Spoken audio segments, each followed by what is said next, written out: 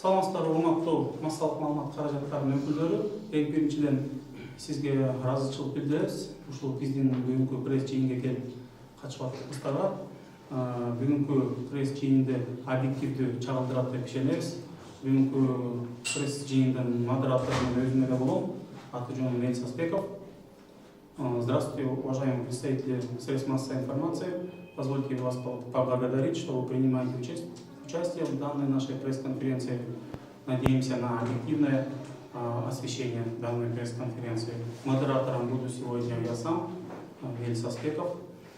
Тема нашей сегодняшней пресс-конференции «Мы против КТ Мобайла». Урматтуу журналисттер, бүгүнкү күндө мынакей КТ Мобайл деген ишкананы мамлекет биздин өкмөт курду. КТ Салам брендинде жаңы уюлдук операторду ачайын деп атат. Бирок чу деп башталганда эле абдан чоң бир ызы чуу менен башталды да бул КТ Мобайл. Кандайдыр бир ак жолтой компания болбой, кандайдыр бир каразгөй компанияга айланды да. Себеби мынакей чоң коррупциялык схема бүгүнкү күнү ачылып атат. Бир топ аткаминерлер жумуштан кетти.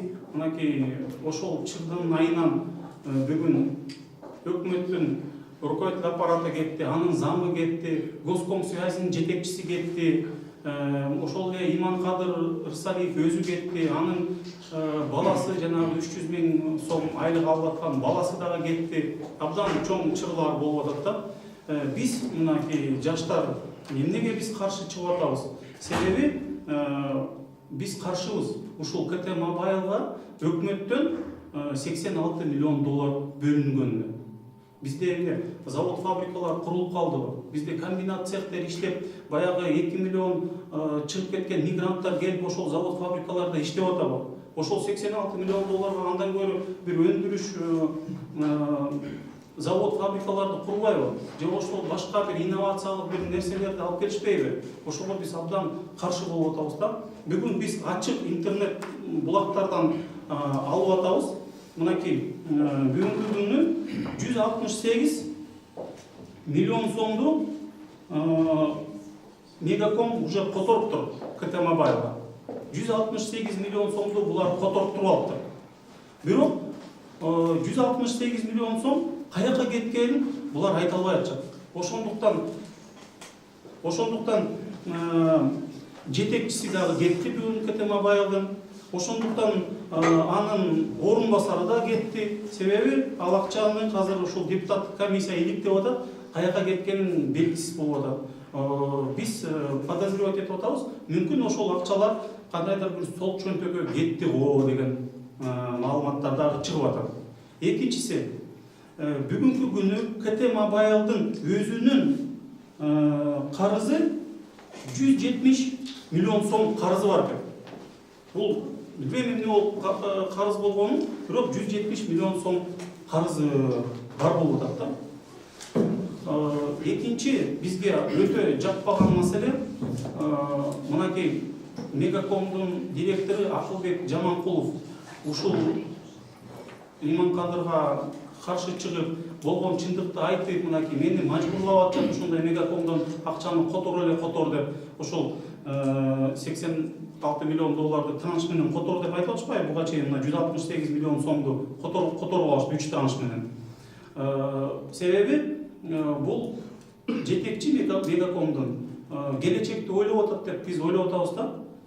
Себеби эгерде бийлик алмашып, анан кийин ушул кайта коррупциялык схема, мынакей азыркы учурда баары көп кишилер камалып атпайбы? Бул чатак боюнча дагы кишилер камалышы мүмкүн да. Ошол эле ичинде Мегакомдун директору дагы жоопкерчиликтүү болуп калышы мүмкүн. Себеби булар организованно преступный группировка болуп калып атышат да. Анан кийин бара-бара ушундай жоопкерчиликке тартылышы мүмкүн. Себеби ошондо балким бул баланын жаш болсо дагы 30 жаштар экен, жаш болсо дагы кандайдыр бир ушундай абдан чоң системага каршы чыгып, бир топ коррупциялык схемаларды бүгүнкү күнү ачыктап берди да.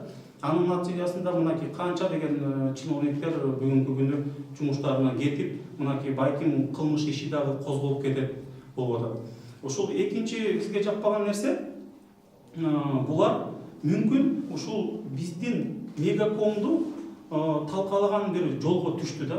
Себеби бүгүнкү күнү бизде мынакей Билайн бар, Ошка бар, Мегаком бар, жетиштүү эле уюлдук операторлор бар да. Бизде Кыргызстан калкы 2 эсе, 3 эсе өсүп, кандайдыр бир демографиялык жарылуу болгон жок да. Ушундай эле бизге муктаж болуп калганга. Бүгүн биз эмнеге муктаж болуп атабыз? Бүгүн биз жумушчу орундарга муктаж болуп атабыз. Жумуштуу орундар ушул өндүрүш жол менен курулуп, ошол объекттелерде иштесе бир жөн эле. Мегаком бүгүнкү күнү бул биздин улуттук баалуулук. Биз унутуп калдыкпы Мегаком үчүн кандай гана ушул аянттан 2010 жылы 100 балада өмүрүн бергенин. Ушул Мегакомду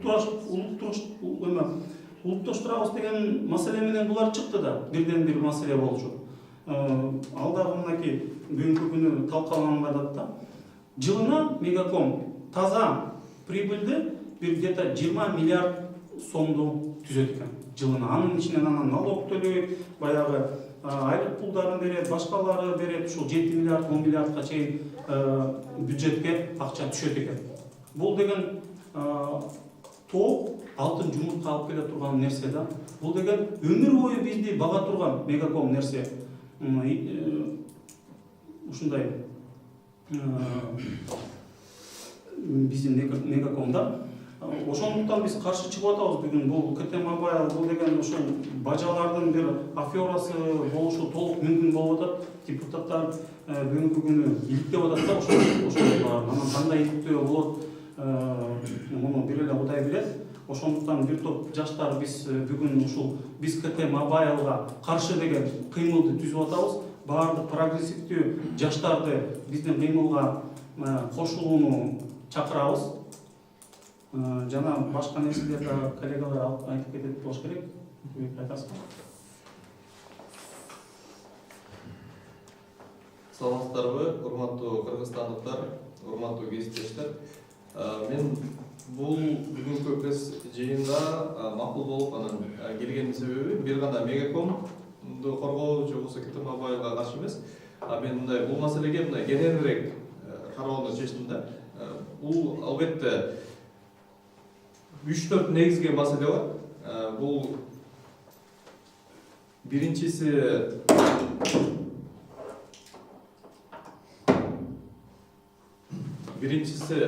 ушул КТ Мобайл жөнүндө айтабыз. Сөздү улайт. Бул жерде мамлекеттик ишкана түзүлүп атат. Ошол мамлекеттик ишкана тышкы инвесторлордун же болбосо кандайдыр бир колдоолордун негизинде эмес, ошол эле мамлекеттик ишкананын каражатынын негизинде. Мамлекеттик ишкананын каражатынын негизинде. Мамлекеттен алган лицензияны башка бир компаниянын ошол эле мамлекеттин эсебинен алган, бир чөнтөктөн алып, экинчи чөнтөккө бергенге барабар деп түшүнөбүз. Эгер деле ушунчалык мамлекеттик ишканалардын өнүгүшүнө салым кошкулар келсе, ошол эле Мегакомду колдоп, жана 27 мегагерц ошол жана жыштыгын колдоо иретинде мамлекет берип койсо эмнеге болбойт? Сөзсүз эле дагы бир уюлдук оператор түзүш керекпи? Бул биринчи маселе. Экинчи маселе. Ошол КТ Мобайл маселеси чыккандан бери жогорку кеңеште жанагы депутаттык комиссияда массалык маалымат каражаттарында маселе чыкты. 100дөн ашык мамлекеттик ишкана бар экен. Анын 100дөн ашык болсо, анын 90-95% бул эффективдүү эмес. Анын ичинен баягы ошол эле биз сөз кылып аткан Мегаком, Альфа Телеком, Аэропорт, Кыргыз Алтын бул баягы каалайбызбы, каалабайбызбы, бул баягы банкрот болгонго акысы жок компаниялар деп билсек болот да булар. Ал эми Кыргыз Телеком, Кыргыз Темир жолу, Кыргыз Темир жана башка бир топ санай берсек, ондогон компаниялар бар. Бул албетте банкроттук абалда. Сыртка сатайын десе инвесторлор албайт. Же мамлекетке бир тыйын салык төлөй албайт, дивиденд төлөй албайт, мамлекетке карызы толтура. Ушундай ишканалар, ушундай бир маселе жаралып атканда дагы бир ушундай көйгөй кылып, дагы бир мамлекеттик ишкананы жаратып, мамлекеттин эсебинен, элдин эсебинен, бюджеттин эсебинен кылуунун кереги барбы? Албетте жок. Себеби Кыргызстандын бюджети дефицит көп. Пенсия, пособия, айлык каражаттарды төлөгөнгө арам жеткирип атабыз. Анын ичинде ошо бюджетти кабыл алганда биз жакшы билебиз, жыл сайын тыштан гранттык негизде жана башка колдоолордун негизинде гана эптеп жаап атабыз. Ал эми социалдык курулуштарды бүтүрө албай жатабыз. Инфраструктураны оңдоп, экономиканы көтөрүп, өндүрүштү түзүү жөнүндө сөз да жок. Биз керек болсо бүгүнкү проблеманы, бүгүнкү ошол мамлекетти баягы үй бүлөнүн деңгээлин алып болсо, бүгүнкү курсактын тойгонуна кам көрө албай атат мамлекетчи. Анан эртеңки күн келечек, эртеңки өнүгүү, бир кандайдыр бир ишканаларды түзүү жөнүндө сөз жок. Анан ушундай жерде дагы бир компанияны түзүүнүн кереги бар беле, жок болчу. Ал жерде көпчүлүк айтып атат, Иманкадыр Рысалиев жана анын уулу жөнүндө көп сөз болду. Эрназар Рысалиев 24 жашта экен, 300 000 сом айлык алып атыптыр деди. Ал айтып атат 157 000 сом болчу айлыгыбыз деп атат. Бирок бизде маалыматтар боюнча бул албетте 157 000 бул оклад деп коебуз. Ал эми бонустары, компьютерге жанагындай зыяндуулугу жана башка деп отурганда 300 000ге барар бул аны. Бул бир маселе. Экинчиден, анчалык чоң каражатты алсын, жаш кадр экен, Германияда окуптур, жана башка деп билсек болот. Эгерде ал сырттан инвесторларды тартып, бир компанияны буттан тургузуп, ушунчалык бир кирешелүү компанияны түзүп туруп, анан кийин сырттан ошондой каражатты алса, мыкты менеджерлерге төлөп бергенге мисалы неге болбосун болот. Бирок мамлекеттин эсебинен, чөнтөгүнөн алып, бир чөнтөктөн алып, экинчи чөнтөккө берип, ошонун эсебинен компания эч нерсени жасабайт, буга чейин эч кандай бир мамлекетке пайда алып келбей туруп эле аларга жанагындай каражаттарды төлөп берген бул туура эмес. Анан дагы бир белгилеп кетчү маселе, бул албетте КТ Мобайл бул чети гана болуп атат. Көпчүлүк мындай абалды түшүнгөн жарандык коомдун өкүлдөрү, жарандар айтып чыгышып атат.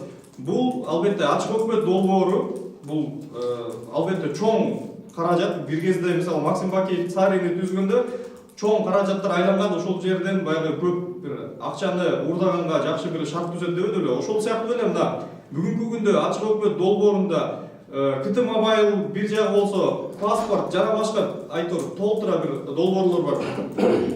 Жанагындай мисалы коопсуз шаар долбоору, ушул сыяктуу долбоорлордун баарын ишке ашаарда чет өлкөдөн айтышып атат мына жарандык коомдун өкүлдөрү 300-400 миллион доллардын тегерегиндеги гранттар, кредиттер, каражаттар келет. Демек, бул каражаттарды өкмөт башчысынын бажасы, бүгүнкү президенттин досу болгон Иманкадыр Рысалиевдин башында турушу, ал эми анын баягы уулдарын алып келиши, бул албетте бул чоң афера. Бул үчүн бүгүнкү күндө бийликти колдогон массалык маалымат каражаттары, бийликти колдогон адамдар келип алып, Абылгазиев кетсинби деген сыяктуу баягы көп маанайды байкап атабыз. Соңку бир жумадан бери массалык маалымат каражаттарында, интернетте бул Абылгазиевдин кеткенден маселе чечилбейт. Абылгазиев кеткенде эртең башкасы келет. Бизге Абылгазиевдин кеткени эмес, Абылгазиев кетсин, бирок жанагы кеткен каражаттардын баардыгы ордуна кайтарылсын. Бир маселе. Андан тышкары жанагы ошол афера болуп аткан нерселердин баардыгы оңдолсун. Ошол эле паспорт чыгында болобу, башка жерде болобу, жанагы эл коомчулук билген нерселер, билбеген нерселердин баардыгы өз ордуна коюлсун. Бүгүнкү өкмөттү ушул жердеги мисалы Мухаммедкалый Абылгазиев өзүнүн бажасын жана анын жанагындай афераларды түздү деп көптөр күнөөлөп атат. Ал ак үйдүн, президенттик аппараттын, президенттин баягы уруксаты жок, анын билбегей туруп ишке ашышы мүмкүн эмес болчу. Демек, бул жерде өкмөттү шайлаган, дайындаган парламент, аны сунуштап ушул жерге чейин көтөрүп келген өзүнүн аппарат жетекчилигинен алып келген президент, олар дагы жоопкерчиликтүү болуш керек. Булар дагы бул кетирилген күнөө үчүн мамлекетке жооп бериш керек. Биз 30дан ашык өкмөт башчыны алмаштырдык. Бизде баягы учурунда Акылбек Жапаров айтып жүрчү эле, кадровый отпущение деп атайын ушуну түзгөн Акаевдин убагында деп. Ошол нерсе Акаевдин убагында, Бакиевдин убагында, Атамбаевдин бүгүнкү күндө Соромай Жээнбековдун учурунда да уланышына биз жол бербеш керек. 30дан ашык премьер-министр алмашты, бирөө жооп бербейт.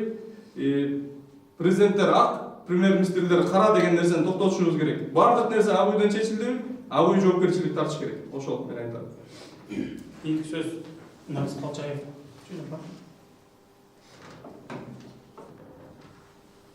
саламатсыздарбы бүгүнкү жыйындын катышуучулары. Бүгүнкү көйгөй ушул Туман айылдын үстүндө жүрүп жатат. Мирбек айтып кеткендей, мырза айтып кеткендей, бул жерде бир гана ушул Туман айылдын тегерегинде эмес, бул жерде көптөгөн ишканалар турат.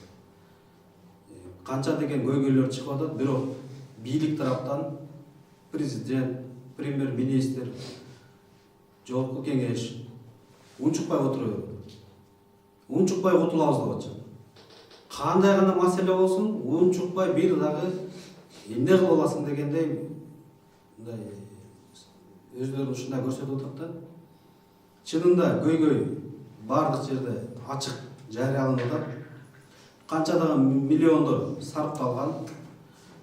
Мен ушул Мегакомдун чырын ушул түрмөдө жатып, ошол жерден уккам да, Мегакомдо кандай гана чырлар бар экен. Ошол Мегакомдун директорлору менен СМБда чогуу жаткан. Мен ошол жерден Алмаз Абековдор менен директорлор менен чогуу жатып, ошол жерден кандай гана көйгөйлөрдүн баарын угуп отуруп, чынында бул Мегакомдун тегереги аябай чыр-чатак менен келген. Пенбол деген ишкана бар эле, аны жанагы Ош шаарынын соту менен жокко чыгарып коюшкан. Анын ичинде Базаркулов, Кадыркулов дегендер бар эле, ошол боюнча дагы деле сөз карала элек. Мен суранат элем, ушул депутаттык комиссия түзүлдү.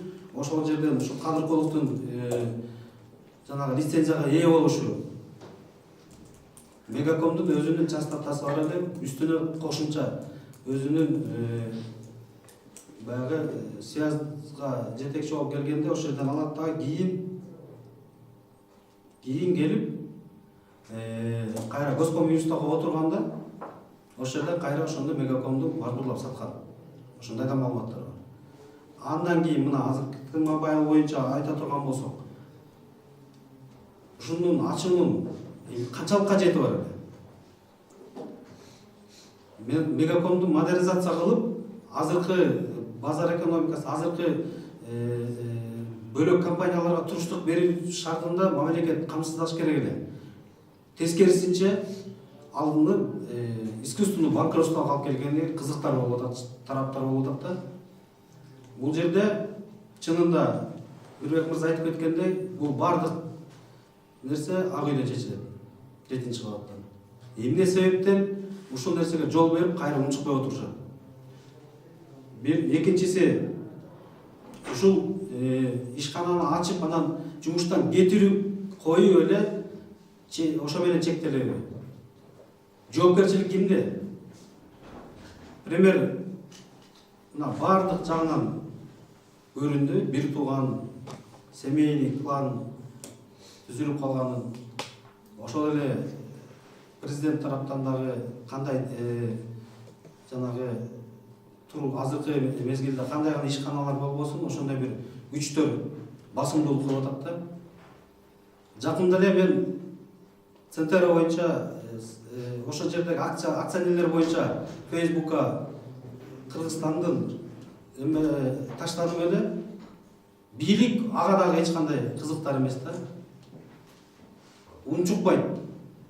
Бул боюнча дагы бир билдирүү жасабайт. Аппараттан дагы ошол эле анан жогорку кеңештен бир комиссия түзүлүш болуп, анан бир убакытты создуктуруп, жоопкерчиликтен качуу деп эсептейм. Ошол эле күч органдары эң биринчи тез ылдам ыкчам бир иштерди жасаш керек эле.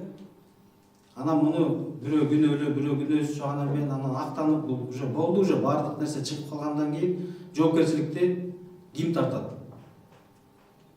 Баары көрүп турат, ким күнөөлүү экенин. Премьер бир туугандарын алып келип, ошол бажалары менен чогуу.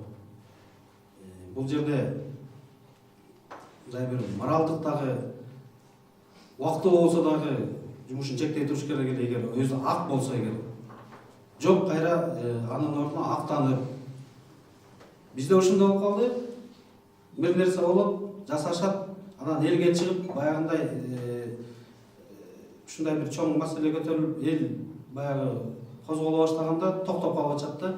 Бирөөнү садага чаап, күнөөлүүнү ошондон ылдыйкы звено, ылдыйкы эң бир жөнөкөй адамдарды жокко тартып коюп атышат. Барыңыздар мына азыркы системага каршы ушул түзүлүп калган канча жыл болду. Эгемендүүлүк алганыбыздан бери ушундай маселеден арылалдыкпы? Мына бир жерде айта турган болсок, бул жаңы технологиялар боюнча Мегаком бул эң жакшы базалардын негизинде курулган. Бул деген жанагындай 3G, 4G'га бул эч агыре модернизация болуп туруп калган. Бир гана нерсе бул платасын алмаштырып оңой. Ар бир базаны алмаштырыш бул оңойго турат, анткени баягы платасын алмаштырат. Бөлөк компаниялар Билайн, же болбосо о компанияларын ала турган болсок, булар целый ошо базаны алмаштырганга туура келет да. Ошо базалар. Азыр мына көлдө болобу, кайсы гана региондорго барбагыла 4G көп жерден кармабайт. Мына көлдө ала турган болсок, мына Караколдо же болбосо бир шаарлардын тегерегинде кармайт. Анан калган жерлерде ошо модернизация кылыш керек эле жанагынча. Могу 168 миллионду ошо жака жумшаш керек эле да. Мына азыркы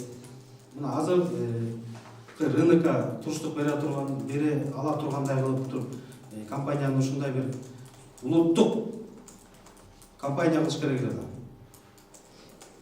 Биздин Кыргызстанга кала турган, Кыргызстанга пайдасы тие турган компанияны биз тескерисинче биздин бийлик төбөлдөрү талкалап, тоноп, банкротствого алып келип, анан бирөө кызыктар ошол нерсени менчикке чыгарып кетип.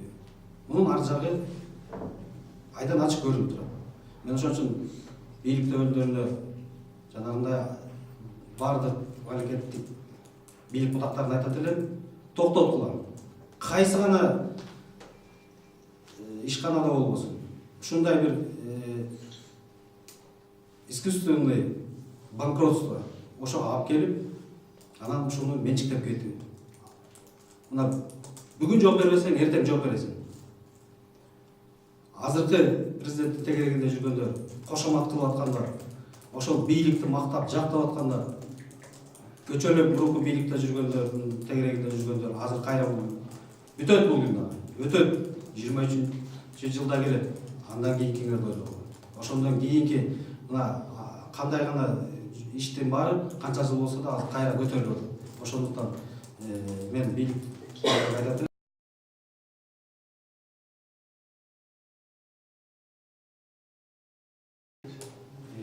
Тез чаранын ичинде кайсы гана ким болбосун, тез чаранын ичинде чара көрүлсүн. Чоң рахмат, Нарис мырза. Урматтуу журналисттер, бүгүнкү күнү ушул КТ Мобайлдын тегерегинде чырда бүгүнкү премьер-министр Мухаммедкалый Абулгазиевдин аралашкандыгы ачык эле болуп калды да. Себеби анын бажасы, мына бажа кейипке айланбады бул окуя. Бажасы бир-эки мисал келтирип берейин, мынакей Госкомсвязиден жыйын өтөт. Ал жерге мынакей Фугинин представители жетекчиси барат, ошол эле Мегакомдун жетекчиси барат, Госкомсвязи жана башкалар ошол өкмөттөгү караштуу адамдар барышат. Ошол жерден Госкомсвязи чакыргандан кийин Госкомсвязи жетекчиси ошол жыйынды өткөрүш керек экен да. Ал жерде мынакей Иманкадыр Рысалиев өзү келип туруп, өзү өткөрүп атат да. Мындай кыласың, тигиндей кыласың деп, мына өткөндө депутаттардын алдында Мегакомдун жетекчиси баарын айтып бербедиби? Мынакей мени ушинтип мажбурлап атат, мынакей 3 транш менен 168 миллион сомду которуп турушту, дагы мынакей 86 миллионду котор деп, мынакей тажатып атышат, жүдөтүп атышат деп. Анан кийин биз бул Мегаком Кумтордон кийинки эле экинчи орунда турат экен, пайда алып келе турган боюнча. Экинчи орунда. Мынакей эртең бүрсү күнү Кумторду казып бүтсө, ушул Мегаком биринчи орунга чыгат экен. Ушул Мегакомдон бүгүнкү күнү врачтар, окуучулар, мугалимдер жана башкалар, мына милиция кызматкерлери, бардык бюджетниктер ошол Мегакомдун айынан бүгүн айлык алып атышат. Ошону бүгүн улуттук баалуулукту мынакей кайта булар талкалаган атышат да.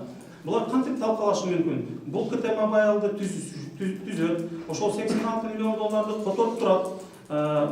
тигини алдык, муну алдык, здание алдык, эмерек алдык деп туруп, баягы тарых музейдей болуп туруп, бул бир топ акчасын жеп кетиши толук мүмкүн да. Себеби мынакей азыр Мегакомдон урдай албай калып, себеби Мегакомдо чоң акчалар айланып жүрөт да, ушул схеманы табып чыгышы толук мүмкүн болуп атат да. Бул байкуш Мегаком, мынакей мен салыштырмалуу түрдө сиздерге айтып берейинчи. Биз мынакей кедей мамлекетпиз да. Ушул Мегаком бир кедей үй бүлөнүн бир карапайым бир саан уюндай да. Ошол кедей үй бүлө ошол уйдун сүтүн саап ичет, балдарына сүт берет, курсагын тойгузат, баягы калган сүтүн саап нан алышат да. Эми ушул кедей үй бүлөнүн саан уюндагы булар талкалаган атышат да бүгүнкү күнүчү. Ушундай схеманы ойлоп таап алышат. Мен билбейм, биз жаштар буга сөзсүз түрдө жол бербеш керекпиз да. Мен ушул комиссиянын жетекчисине Шык Маматовго кайрылып кетет элем, Алмамбет Насырхановичке. Ушул буга чейин 168 миллион сом булар алыптыр. Бул чоң каражат эмнеге жумшалганын сөзсүз түрдө булар далилдеп берсин, көрсөтүп берсин, каяка кетти. 170 миллион сому карызы бар экен КТМ Баялдын. Булар эмне болгон карыздар, эмнеге мына 168 миллион сомду алганда эмнеге карыздарын жапкан жок деген маселе бул жерде туулуп атат да. Ошондуктан мен дагы баса белгилеп коеюн, Мегакомду улутташтыруу үчүн биз абдан чоң баа бергенбиз. Абдан мынакей 100га жакын адамдар каза болгон площадьта Мегаком үчүн, деги эле ушул жакын келечек үчүн. Бүгүнкү күнү мына ушундай талкалаган атышат. Эртеңки күнү булар Мегакомдон жанагы корпоративный клиенттер бар да, ошол корпоративный клиенттерин алып баштайт. Ошентип мындай искусственный банкротко алып келиши толук мүмкүн да Мегакомдо. Сүйлөшүңүз.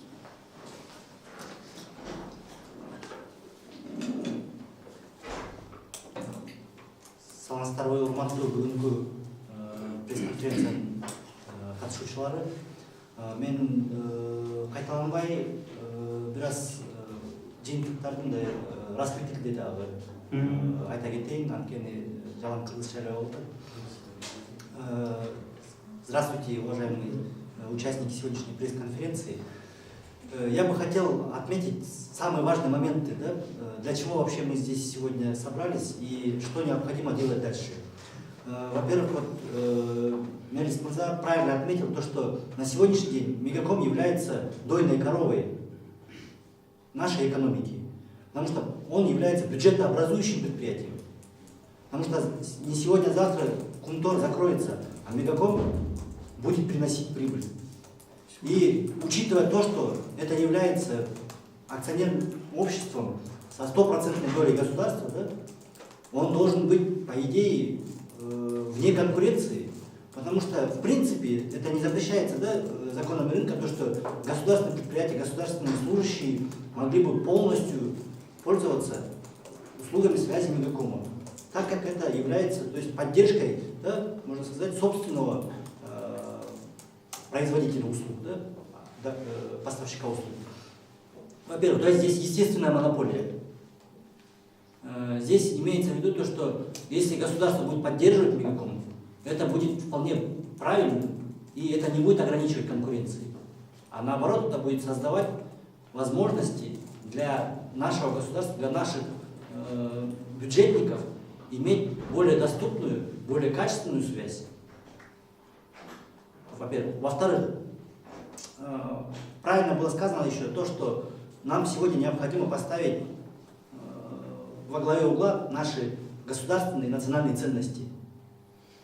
То есть то, за что мы должны бороться, да? Для чего мы вообще, для чего нам нужно вообще государство, да? Почему мы вообще живем здесь? И зачем нам нужен вообще Кыргызстан, да? И поэтому, если мы сейчас вот эти вопросы не определим, то есть здесь поменять премьер-министра или поменять президента, оно ничего не решит. Мы уже поменяли 2 президентов, мы уже поменяли 30 премьер-министров. Ну а вопрос-то не решается. С чем это связано? Связано это с тем, что мы все-таки сами, оказывается, не поменялись. Мы свою вину перекладываем на кого-то. Поэтому вот сегодня мы должны понять то, что что нам необходимо, что нам нужно. И вот этот вопрос, то есть он должен стать детонатором, да, для того, чтобы мы смогли объединиться.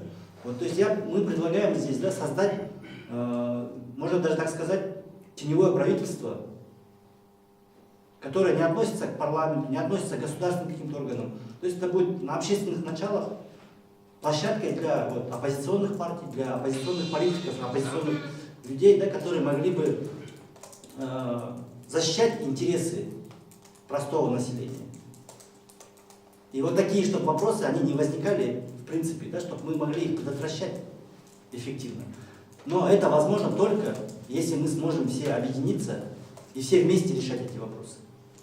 Вот тогда действительно мы сможем достичь результата. По отдельности мы с вами ничего не сможем добиться. По отдельности мы все проиграем. А когда мы объединимся, мы все победим. Вот этот вот должен быть главный лозунг и главным направлением работы всего вот гражданского общества, оппозиционных движений, партий. Да? То есть сегодня нам необходимо решать, да, нужен нам Кыргызстан или нет. Если он нам нужен, то что мы должны делать? И вот это мы все вместе, объединившись, должны решить. Спасибо за внимание. Урматтуу журналисттер, мен ушуну айтпай деп коеюн дедим элем да, бирок биз жаштар чындыкты айтканды үйрөнүш керекпиз да. Мынакей 10-жылдан баштап ушул мегакомду талкалап сатып, ушул мегакомдун негизинде байып кетейин деген бир топ саясатчылар чыккан да. Мынакей Келдибеков, Ахматбек Келдибеков, Машкевичке сатабыз деп чыккан.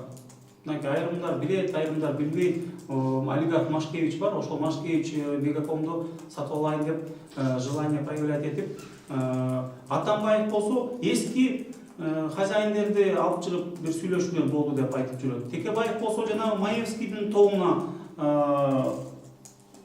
мындай сатабы деп сүйлөшүүлөр жүргөн деп айтып атышат да. Бир топ мындай кызыкчылыктар болгондо мегакомду сактап калды. Бирок ушул кыргыздын ырыскысы экен, бүгүнкү күнү сактап калды. Ошол учурда Садыр Жапаров депутат болчу, кыйкырып өкүрүп, ар кайсылары менен барып сотко чейин барып урушуп, абдан мындай чоң чыгарып туруп ошол мегакомду бербей коюшкан да.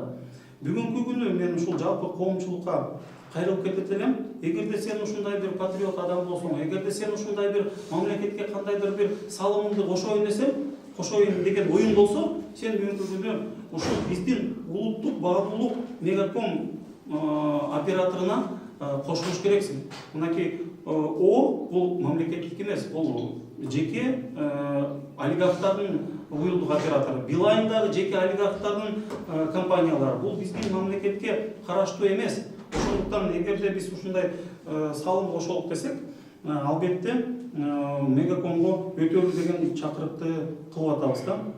Анан кийин ушул азыркы күндөрдө мегакомдун башчысына Акылбек Жаманкуловго, ал жаш бала экен, болгону 30-та экен, абдан бир чоң кысымдар көрсөтүлүп баштаптыр. Бул кысымдардын чети ошол Иманкадыр Рысалиев ага жазган СМС-терден окуса болот. Думай о детях деп атат. Себеби мынакей балдарыңа чейин керек болсо жетип коебуз деп атат да. Себеби аны мажбурлап атат да, жана 86 миллионду чекесинен которгону. Ошондуктан айтып кетет элек, мына укук коргоо органдарынын жетекчилерине да кайрылып кетебиз. Андайга жол бербегиле. Себеби ал адам ушул мегакомду сактап калайын деп толугу менен ойлоп атат да. Эгерде урматтуу журналисттер кандайдыр бир суроолоруңар болсо, биз жооп берүүгө даярбыз. Эки сөз айтып кетсе болот. Биз албетте азыр Ктр Мобайл жөнүндө сөз болуп атат, актуалдуу. Ага чейин паспорт чыры чыккан, анан кийин эртең коопсуз шаар жана да башка улам сайын бир проблемалар чыгып берет да. Бажасы дейбиз, эртең буга чейин кудасы дегенбиз, эртең дагы досу дейт, дагы бирдемеси деп чыгып берет да. Бул маселе токтобойт. Бул үчүн биз азыр эмне керек? Мына 2020-жылы парламенттик шайлоо болгон жатат.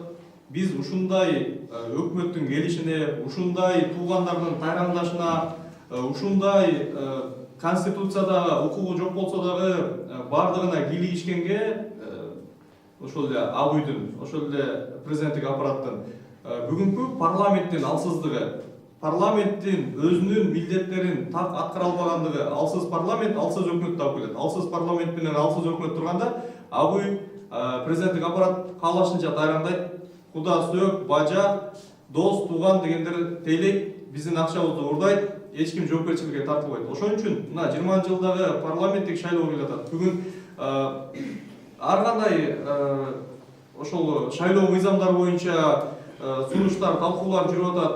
Ал жерде баягы бийликтин бүгүнкү күндө бийликтин тарапташтары ошол эле бийликтин баягы түзгөн жумушчу тобу мурдагыдай эле 9% босогону ошо парламентке өтүш үчүн, мурдагыдай эле баягы тизмелерге түздөн түз добуш берүүгө болбой аткандай баягы оптомдон добуш берүүгө жана башка сыяктуу көп нерселерди калтырып атат. Бул өтө коркунучтуу деп ойлойм. Себеби биз мына бүгүнкү күндө эки нерсени чечип алыш керек. Ар бир ошол эле парламентке бараткан партиялардын ичиндеги партияга, анан кийин ошол жердеги адамдын өзүнө дагы добуш бере турган системага келишибиз керек. Ошондо биз күчтүү парламентти шайлоого бир мүмкүнчүлүк ачылат. Экинчиден, биз жанагы 9% босогону 3%га түшүрүшүбүз керек. Ошол эле мисалы Европада ошол эле мына кечен сөз кылып атат, Грузияда жана башка биз сөз кылып аябай суктанып жүргөн мамлекеттердин көбүндө 2%, 3%, 5% деген дагы жогорку чек болуп саналат. Мына ошондой болгон күндө бүгүнкүдөй 3-4 бай адамдын, олигархтын, же болбосо бир 3-4 бийлик бар адамдын, же болбосо бийлик калган 3-4 партияга өтүп, алардын баягы балык ооз депутаттарды биз сөз кылып, биз жамандап тилдеп жүргөн депутаттар эмес, көчөдө калып аткан ошол эле мисалы жаңымын деп чыгып жүрүштү учурунда башка мисалы парламентке кире албай калган, бирок 3%, 5% добуш алган бир топ партиялар болду да. 37% жаңылбасам адамдардын добушун алган партиялар бүгүнкү күндө биздин тагдырыбызды чечип отурат. Биз ошон үчүн 3%га түшүрсөк, ошондо бул жерге баягы 3-4 партия эмес, баягы бай жана акчалуу жана башка бийлиги барлар эмес, башка дагы күчтөр, башка дагы тараптардын ошо парламентке киргенге өз үнүн айтканга жол ачып беребиз. Рахмат. Кандайдыр бир суроолоруңуздар болсо жооп бергенге даярбыз. Есть вопросы? Да, я бы хотела уточнить антипресс Мирона Калыкова. Вы вот по вашим требованиям, просьбам, которые вы сегодня огласили, куда-нибудь еще обращались, в комиссию, Мегаком, к этому ВМ? Нет, мы на сегодняшний день никуда не обращались. Мы на сегодняшний день вот создаем движение, мы против КТ Мобайла. Хотим сейчас до общественности донести вот эти все ихние коррупционные схемы. До этого какие нарушения были. Вот я же вам говорю, оказывается, до этого было уже перечислено со счета Мегаком на счет КТ Мобайла 168 миллионов сомов. Куда эти деньги делись? Из-за чего образовался сейчас долг у КТ Мобайла в 170 миллионов сомов. Мы сейчас хотим вот создать, донести до общественности. Когда первая пресс-конференция была, именно вот замдиректора КТ Мобайла присутствовали? А вы здесь была? Нет, в Кабаде была. Не, я не присутствовал. Который... Кто-нибудь из вас, из журналистов, из гражданских активистов присутствовал? Мне просто интересно, почему вы именно сейчас выходите, когда это вы уже, эта тема мусорится в течение 2 недель? Нет, мы тщательно подготавливались, до этого мы тоже в соцсетях выражали недовольство тем, что происходит. Но вот эта коррупционная схема, она же совсем недавно же выявилась, когда управляющий Мегакомом Ахубек Джаманкулов открыто заявил, что сейчас на него идет давление со стороны Баджа, нашего премьер-министра Иманкадырова. То, что вот они говорят, подписывай вот эти документы, перечисляй вот эти деньги. И он, наверное, тоже не хочет в будущем понести уголовную ответственность. И, не знаю, может быть, у него какой-то инстинкт самосохранения сохранился, поэтому он открыто это все перед депутатской комиссией все рассказал, общественности вынес. А эти цифры вы откуда взяли? Это из открытых источников. Из каких открытых источников? Интернет, какие конкретные интернеты? Я вот сейчас точно не помню, но вот вбиваете вы... Facebook, там, соцсети или конкретно... Да, здесь сейчас очень много про этих... Да, на комиссии говорились то, что вот эти 170 миллионов у них долг образовался. Потом в открытых... Вот набираете прямо в гугле КТ Мобайл, и вот это все выходит. А, допустим, у нас нет закрытых источников, мы же сами ни в правительстве, ни где-то не работаем же. Возможно, там еще много других каких-то коррупционных схем, потому что сейчас на сегодняшний день депутатская комиссия работает, она, возможно, выявит и другие какие-то нарушения. Возможно, заведется уголовное дело. Именно По вот этому делу, по КТ Мобайлу, я думаю, в скором времени и сам президент, не президент, а премьер-министр покинет свой пост именно из-за этого скандала. Вопрос. Что вы думаете конкретно о том, что сначала Мегаком был согласен, чтобы КТ Мобайл с ними работал? Заключили контракт, выкупили частоты, и в последующем они отказываются. Ну вот я внимательно смотрел, как выступал руководитель Мегакома. Он говорит, вначале были совсем другие соглашения. То есть оговорка была совсем другая. Там, то ли они чистоту в аренду дают или что-то другое. Но в конце вот этот узел он настолько затянулся, то, что они выдвинули совсем другие требования. И поэтому сейчас руководство Мегакома, как я понял, они не хотят с ними сотрудничать и говорят, что это совсем, совсем в другое русло это вошло. Когда была пресс-конференция, было сказано, что если КТ Мобайл не будет работать с Мегаком, то КТ Мобайл может работать с Билайном. Что вы по этому поводу думаете? Как вы думаете, правильно ли будет, если КТ Мобайл будет работать с иностранной сотовой оператором? Ну, я думаю, то, что Билайн не согласится с ними работать. Это Билайну невыгодно перечислять на счет КТ Мобайла 86 миллионов долларов. Здесь сразу вопрос встанет, через какое время они смогут это отбить. Я думаю... 86 миллионов долларов было сказано Мегакомом, не Билайном. Билайн может сделать за 15 миллионов долларов. Нет, это было сказано, 86 миллионов долларов было сказано не Мегакомом, это было сказано КТ Мобайлом, то, что на вот этот проект полностью требуются вот такие деньги. А это вы откуда знаете, о каких источниках? Ну вот руководитель Мегакома же открыто же заявляет же. Поэтому уже сейчас и руководитель КТ Мобайла пост покинул, и его зам покинул. Тут целая пачка чиновников ушли. Возможно, из-за того, что вот эти 168 миллионов они куда-то распилили или что. Почему люди сейчас начали убегать? Если они чистые, если у них нет никаких, не знаю, темных мыслей, они бы, наверное, остались бы до конца, отстаивали свою честь, достоинство и репутацию. Ну, такого же не получается же. Они все сейчас вот в бега вдались, да? Возможно, они вообще за границу убегут. Я не знаю, как будет это все. Хочу дополнить по этому вопросу. Есть еще такой момент, то, что есть ли целесообразность создания сотового оператора КТ Мобайл. Потому что вот в последнее время наблюдается, это создают, что государственное туристическое предприятие, создает государственный сотовый оператор. Скоро, я думаю, начнут государственные туалеты создавать тогда. То есть, если есть рынок, если у нас есть рыночная это разве плохо создание гостуалетов? Нет, нет, я думаю, что это может быть, это будет даже лучше, да. То есть это, может быть, стоило им на этот вопрос больше уделить внимание. Просто я к чему хотел, на чем хотел заострить внимание, то, что сегодня государство у нас мельчает, да, и начинает лезть в те вопросы, которые, в принципе, не на их повестке дня стоят.